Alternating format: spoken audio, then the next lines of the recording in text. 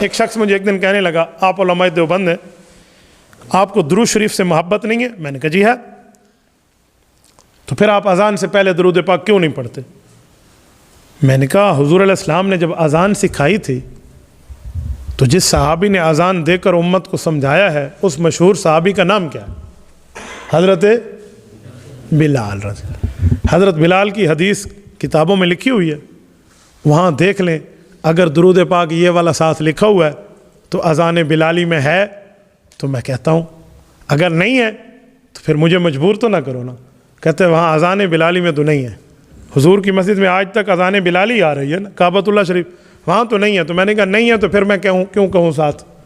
کہتے نہیں مول صاحب ایک بات کہوں. میں نے کہا جی درود شریف عبادت نہیں ہے, اچھی بات نہیں ہے. میں نے کہا بہت اچھی بات ہے, ایک بار پڑھو 10 بار رب رحمت اتارتا ہے. ادھر سے پڑھو فرشتے لے جاتے ہیں, اور حضور علیہ السلام کی قبر پہ پڑھو اللہ کے رسول خود سنتے ہیں.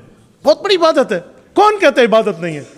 تو کہتے ہیں جب ثواب بھی مانتے ہو تو پھر پڑھ لو نا ادھر.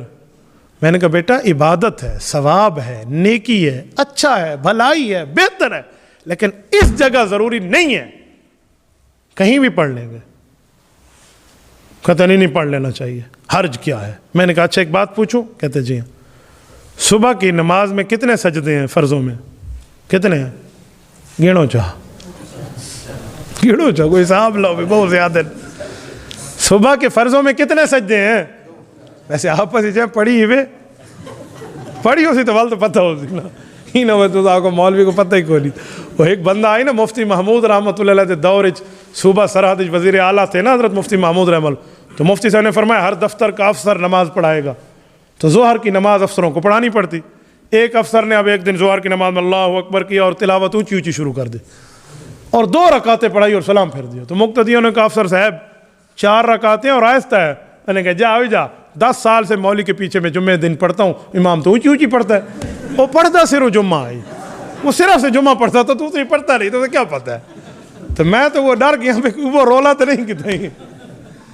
تو صبح کی نماز فرض میں کتنے سجدے ہیں؟ 4. تو ہمیں 5 کر لینے چاہیے. آپ کرو گے؟ کرو نا. سجدہ عبادت نہیں ہے؟ نہیں عبادت نہیں ہے, سجدہ عبادت ہے. ایک سجدے کا انکار کیا تو اللہ نے اوپر سے اسے بھیج کے کیا بنا دیا؟ شیطان. تو ایک سجدے کا انکار کیا تو اس نے, تو سجدہ تو عبادت ہے. تو آپ صبح کی نماز میں 5 سجدے کریں گے؟ کیوں نہیں کریں گے؟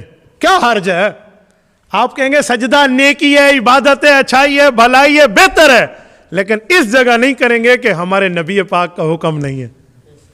تو میں نے کہا درود پاک عبادت ہے, نیکی ہے, اچھائی ہے, بہترین ہے, بھلائی ہے, لیکن اس جگہ نہیں پڑھوں گا کہ حضور نے حضرت بلال کو سکھایا نہیں. اس پر لڑنے کی بات نہیں.